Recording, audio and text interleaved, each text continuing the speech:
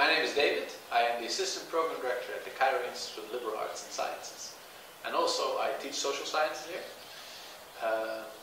At CILAS we employ something called discussion-based learning. And discussion-based learning is a learning methodology that focuses on teaching through discussion. And it places students at its very center.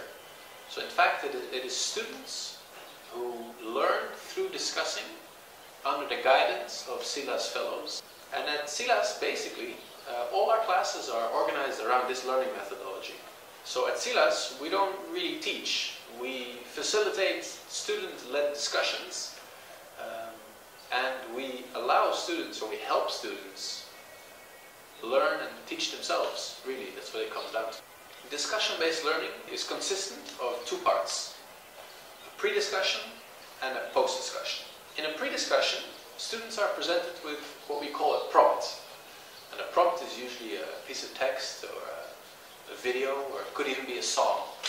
And what it does is it provokes students. It makes us think questions. What it makes us do is it makes us want to discuss. It makes us ask 1,000 questions.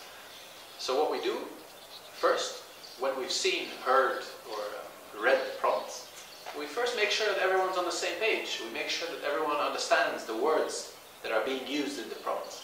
And we help each other clarify the things that we don't understand. Once we've done that, we formulate something called a research question.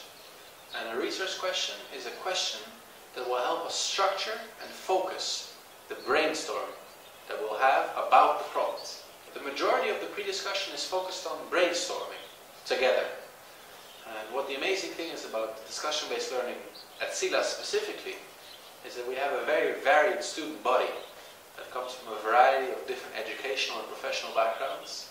And they all bring an incredible wealth of knowledge and expertise to the discussion table. So whilst we are brainstorming, we talk about a lot of very different things, which makes the discussion very enriching and very diverse. At some point, we feel that our brainstorm is running out of steam. Once we perceive this feeling, we formulate what we call learning goals. And learning goals are also questions that need answering. But rather than answering them in class, students take these questions home. And they also are presented with a variety of readings by CILAS fellows, which they will read.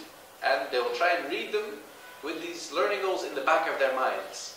So in this way, learning goals are both questions to be answered, but also lenses through which we approach the reading that is given to us. In the post-discussion, we all come back and we discuss together the different answers that we have come up with to the learning goals. And as in the pre-discussion, because we're all from different backgrounds, we have answered all these questions differently. And some of us might not agree with the answers that others have given. So what we do is we formulate a constructive debate about these questions.